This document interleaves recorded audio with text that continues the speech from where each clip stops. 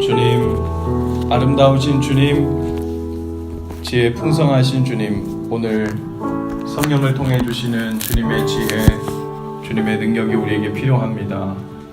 말씀으로 우리에게 오셔서 우리 각 사람을 향한 주님의 뜻을 오늘 이 저녁에 이루어 주옵소서. 예수님의 이름으로 기도합니다. 아멘. 할렐루야. 우리 앞뒤 잡은 인사하시면서 오늘 저녁 주님께서 그분의 뜻을 이루실 것입니다. 한번 인사하십시다. 오늘 저녁 주님께서 그분의 뜻을 이룰 것입니다. 믿으십니까? 우리 하나님 말씀 함께 보시죠. 창세기 30장 1절에서 8절까지 말씀 함께 듣겠습니다. 창세기 30장 1절에서 8절까지 저 여러분이 한 목소리로 함께 읽죠. 시작. 라헬이 자기가 야곱에게서 아들을 낳지 못함을 보고 그의 언니를 시기하여 야곱에게 이르되 내게 자식을 낳게 하라. 그렇지 아니하면 내가 죽겠노라. 야곱이 라헬에게 성을 내어 이르되 그대를 임신하지 못하게 하시는 이는 하나님이시니 내가 하나님을 대신하겠느냐. 라헬이 이르되 내 여종 빌하에게로 들어가라. 그가 아들을 낳아 내 무릎에 두리니 그러면 나도 그로 말미암아 자식을 얻겠노라 하고 그의 시녀 빌하를 남편에게 아내로 주매 야곱이 그에게로 들어갔더니 빌하가 임신하여 야곱에게 아들을 낳은지라.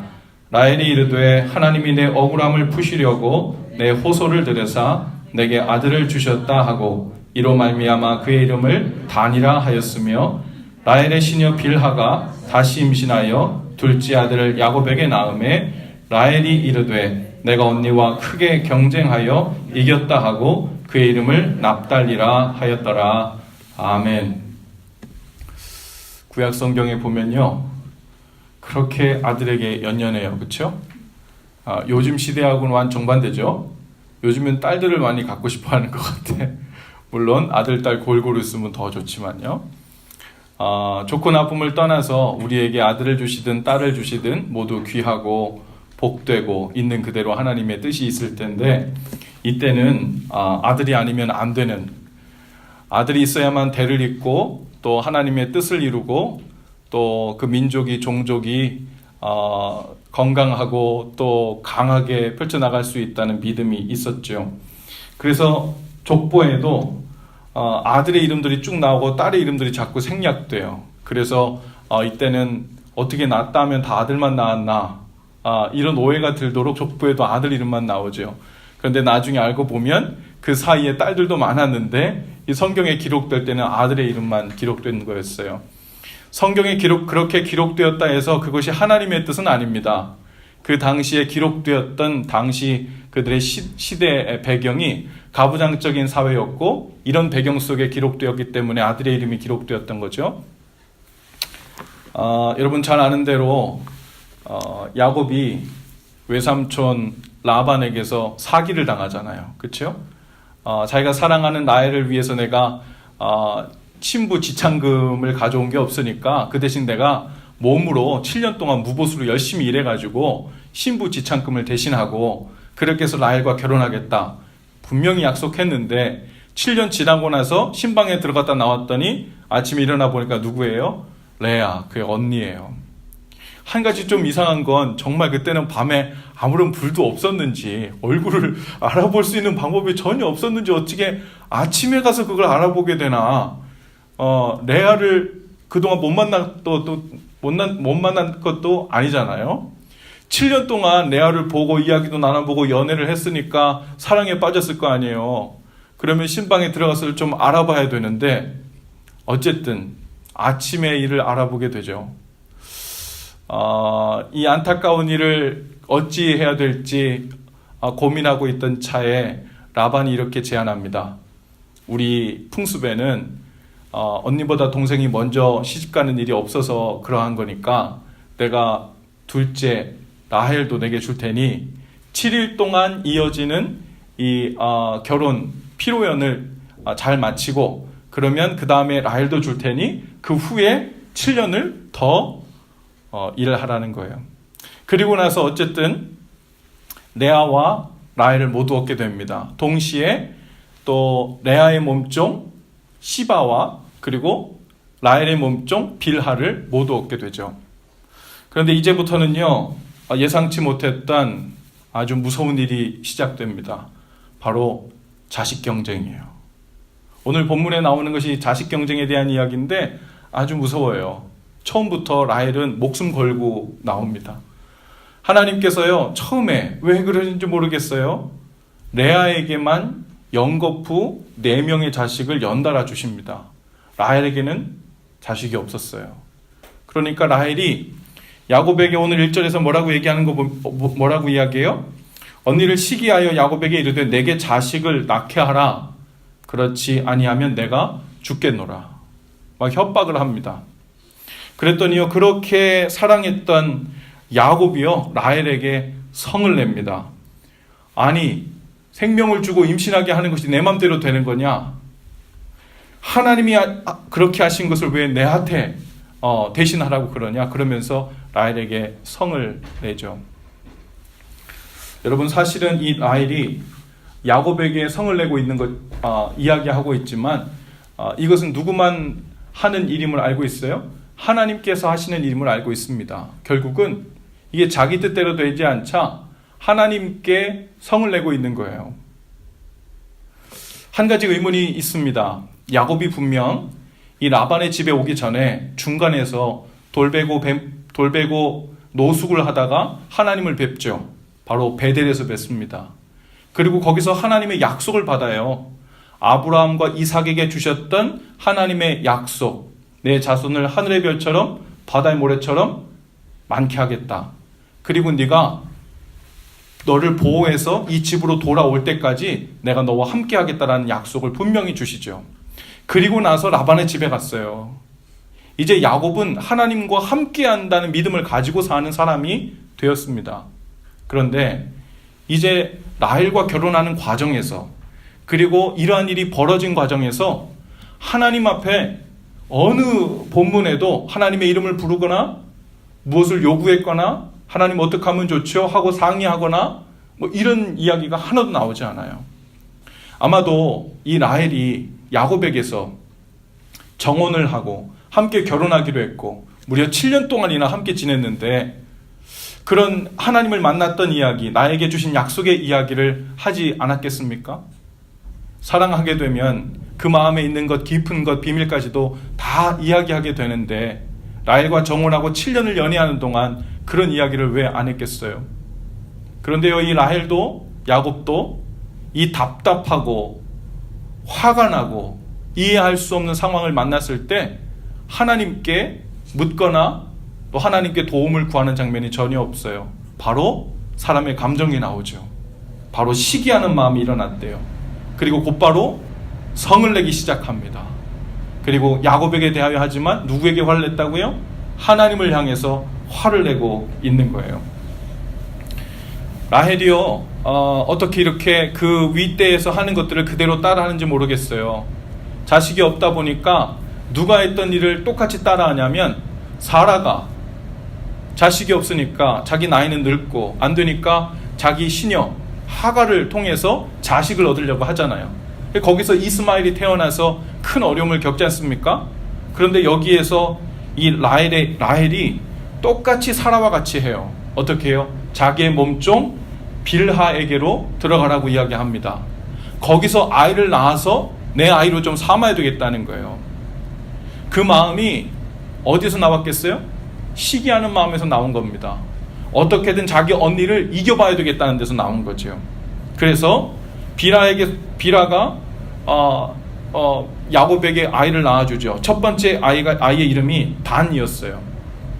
그런데 이 라헬이 그 이름의 뜻을 뭐라고 하냐면 하나님이 내 억울함을 푸시려고 내 호소를 들으사 내게 아들을 주셨다. 6절에 보니까 그렇게 얘기해요. 하나님이 나의 호소를 들으셨다는 거예요. 그리고 그것을 풀어주시려고 이 아들을 빌하를 통해 주었다고 믿고 있는 겁니다. 하나님이 정말 그 호소를 들어서 빌하를 통해 주셨을까요? 저는 그렇게 생각하지 않아요. 하나님께서 라헬에게 자녀를 주시려고 했으면 누구를 통해 주셨겠어요? 라헬을 통해 주시죠. 라헬의 태가 막힌 것도 아닌데, 라헬에게 문제가 있는 것도 아닌데, 라헬과 야곱이 독방을 쓰는 것도 아닌데 왜 라헬에게 주지 않고 빌하를 통해서만 주셨겠어요? 지금 문제가 일어나고 있는 거예요. 그런데 라헬은 생각하기를 하나님이 내 억울함을 푸시려고 내 호소를 듣고 내게 주신 거라고 큰 소리로 이야기합니다. 큰 착각을 하고 있는 거죠. 자기 이기심의 그 시기에, 그리고 인간적으로 이겨보려는 마음들이 앞서니까요, 이 모든 상황들이 잘 돌아가면 하나님이 내게 복을 베푸는 거고, 잘 안 돌아가면 내 힘으로 수단과 방법을 가리지 않고서라도 그 뜻을 이루어야 된다는 쪽으로 마음이 기울기 시작하는 거예요. 두 번째, 빌하가 아이를 낳아 야곱에게 줍니다. 그랬더니 라헬이 그 아이를 자기 무릎에 두고 또 이렇게 얘기합니다. 8절에요. 내가 언니와 크게 경쟁하여 이겼다 하고 그 이름을 납달리라 하였다. 사실상 지금 무슨 일이 일어나고 있냐면 이 라헬은 빌하를 통해서 대리모를 사용하는 거죠. 지금 빌하를 대리모로 사용하면서 자신 안에 이 경쟁 의식을 그 욕구를 채워보려고 하는 거죠. 아이가 너무 소중하고 자기 아이를 갖고 싶어서가 아니에요. 이 시기심에 마음이 발동에 걸리니까요, 수단과 방법을 가리지 않고 또 이름을 짓는 것보다 무슨 뜻이에요? 내가 경쟁하여 언니를 이겼다. 하나님이 내 억울함을, 호소함을 들어줬다. 이렇게 나오는 거예요. 그러니 그 아이들에게 어떤 진정한 애정이 있었겠습니까? 오늘 본문에 보니까 아무 소리 안 하고 침묵하고 있는 한 사람이 있습니다. 성경 어디에도 한마디도 하지 않고 이름만 드러나고 있는 사람, 누구죠? 빌하예요. 빌하. 라헬의 몸종. 라헬의 몸종은 이게 무슨 죄예요?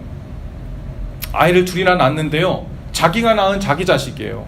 그런데 그 이름도 자기 마음대로 짓지 못해요. 낳자마자 라헬의 무릎에 앉혀두고 라헬은 자기 자식이라고 이야기합니다. 지금 이 빌하에게는 엄청난 고통이 임하고 있는 거예요. 이 일이 어디서부터 시작되었습니까? 바로 라헬이 시기심에 사로잡히고 하나님께 묻지 않고 그 어려운 마음을 자기 방식대로 해결하려고 시작했을 때 자기 주변을 보니까 차선책이 보이는 거예요. 대리모로 쓸 만한 사람이 있고, 그리고 저기를 가면 내 안에 이 시기심을 어떻게 해볼 수 있는, 언니와 경쟁하여 이길 수 있어 보이는 길이 보이는 거예요. 그 길을 가게 된 거죠. 결국은 모두에게 큰 고통을 안겨주게 되었습니다. 오늘 우리에게도요, 이 라헬처럼 때로 이해할 수 없는 상황을 만날 때가 있죠. 어쩌면 하나님께서 레아와 라헬에게 어쩔 수 없이 벌어진 이 일 가운데에서 하나님이 공평하게 그 마음과 사랑을 나눠주려고 하셨는지 모르겠어요. 라헬은 야곱의 사랑을 받고 있었지만 자녀가 없었고, 레아는 야곱의 사랑은 없었지만 자녀를 주신 거죠. 그런데 그것을 그렇게 나눠준다고 해서 다 만족할 수 있는 게 없잖아요. 그럴 수는 없잖아요. 처음부터 하나님께서 라헬에게 자식을 안 주려고 하셨던 게 아닌 것 같아요. 단지 레아는 자녀도 없고 야곱의 사랑도 없으니까 하나님께서 레아에게 자녀들을 먼저 주신 것 같아요. 이후에 라헬을 위한 하나님의 계획이 있었던 것 같습니다. 그런데 레아에게 자녀들이 계속 나타나니까요, 라헬이 어떻게 했다고요? 하나님께 나아가 묻지 않습니다. 그리고 자기 마음에 생겨나는 그 시기심과 분노와 화를 있는 그대로 표현하기 시작하고, 또 그것을 없앨 수 있는 방법을 주변을 두리번거리면서 잡히는 대로 사용하기 시작한 거예요. 빌하에게도 큰 고통이 평생도록 임하게 됐고, 결국은 이 두 자매가 경쟁이 붙어서 자기에게서 낳은 자녀들, 자기 몸종들에게서 낳은 자녀들 12명이 결국은 이스라엘의 12지파를 이루는 처음의 조상들이 되긴 하지만 그들이 결코 평안하지 못하죠. 그들 가운데 큰 어려움들이 생기잖아요. 라헬처럼 이해할 수 없는 그 일들이 오늘 우리 가운데 왔을 때, 하나님, 저에게는 왜 자녀가 없나요? 하나님, 다른 사람에게는 이렇게 연거푸 성공이 이루어지는 것 같고 그들이 원하는 것들이 계속 이루어지는 것 같은데 왜 제 삶에는 아직도 wait 그때가 더디오는 것 같습니까? 오늘 그때 라헬처럼 실수하지 않고 우리가 나아가야 할 곳은 바로 하나님 앞인 줄로 믿습니다. 그분 앞에 나아가, 주님, 왜입니까? 주님, 제 안에 시기심이 들고 화가 나고 경쟁의식이 만들고 주님께서 원치 않는 마음으로 가득 차오르기 시작합니다. 주님, 이 마음을 어찌해야 합니까? 하고 주님 앞에 야곱과 함께 나아가 아뢰다면 주님께서 분명히 길을 보여주셨을 거예요. 내가 너에게 일찍이 주었던 그 약속처럼 내 자손을 하늘의 별처럼 바다의 모래처럼 번성하게 하겠다고 약속을 주지 않았냐? 내가 라헬에게도 레아에게도 계획이 있다 라고 주신 확신의 말씀을 또 주셨을지 모르죠. 그러나 묻지 않고 사람의 방법, 그 빌하를 취하게 됐을 때 모두에게 큰 고통이 임하게 됩니다. 여러분의 주변에는 어떤 자선책이 보여요? 여러분 주변에 있는 빌하는 누구입니까? 이해되지 않는 그 앞에서 하나님께 구하지 않고 빌하를 찾고 있는 우리의 모습은 무엇입니까? 그 길은 고통이고 누군가를 아프게 하고 큰 상처가 임하게 되는 대로 치닫게 되죠.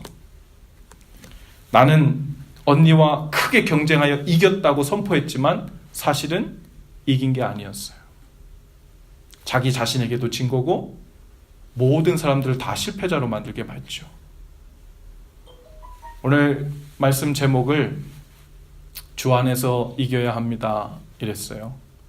여러분, 무엇보다 우리가 이겨야 될 대상은 언니도 아니고 또 아이를 빨리 낳는 것도 아니고요, 성공을 빨리 해야 되는 것도 아니고요, 문제를 빨리 해결하는 것도 아니에요. 내 안에 이 답답함이 일어났을 때 이해되지 않는 그 상황에서 하나님 앞에 빨리 뛰어나가는 건 줄로 믿습니다. 그리고 그 앞에서 주님 앞에 아뢰는 거예요. 다 내어놓는 겁니다. 그리고 주님의 인도하심을 구하는 거예요. 여러분, 그것이 이기는 겁니다. 그것이 주 안에서 이기는 거예요. 내 마음에 일어나는 시기와 분노와 성냄대로 따라가지 않는 것이 바로 주 안에서 이기는 거죠. 여러분, 바로 거기서 승리하면 주님께서 인도하시는 커다란 플랜과 그 계획 속에 우리가 한 지점에 두려워하지 않아도 되고 걱정하지 않아도 되고 불안해하지 않아도 되는 그 상태에서 걸어갈 수 있음을 발견하게 될 줄로 믿습니다. 오늘 주 안에서 이기는 저와 여러분들 다 되실 수 있기를 주님의 이름으로 축복합니다. 우리 함께 옆뒤 잡으로 인사하시면서 주 안에서 이깁시다 한번 인사하십시다. 주 안에서 이깁시다. 우리 잠깐 기도하죠. 주님, 우리가 이겨야 될 대상이 무엇인지 바로 깨닫게 하셔서 하나님 없이 자선책을 찾아 어떻게든 이 상황을 뒤집어 보려고 하는, 이 문제를 해결해 보려고 하는 하나님, 우리 안에 합당치 않은 마음들을 제거하여 주시옵소서. 주님 앞에 답답한 마음을 아뢰며 나올 때 주님 야곱에게 약속을 주셨듯 오늘 우리에게도 찾아와 주셔서 주님의 뜻을 보여주시고 인도하여 주시옵소서. 예수님의 이름으로 기도합니다. 아멘. 우리 마음속 전부를 다 하시는 주님께 우리의 찬양을 올려드리며 나가십시다. 내 마음속 전부를 다 하시는 주님, 나 당신께 숨길 것 하나 없네. 주 보좌 앞에 나아가 다 하뢰니 모든 근심과 슬픔 사라지네. 우리 한 번 더. 내 마음속 전부를, 내 마음속 전부를 다 아시는 주님, 나 당신께 숨길 것 하나 없네. 주 보좌 앞에 나아가 바르니 모든 근심과 슬픔 사라지네. 주 내 맘에 늘 계시고 나 주 안에 늘 거하니 이 놀라운 사랑, 그 사랑 앞에 난 나아가 목소리 높여 찬양 드리네. 내가 어디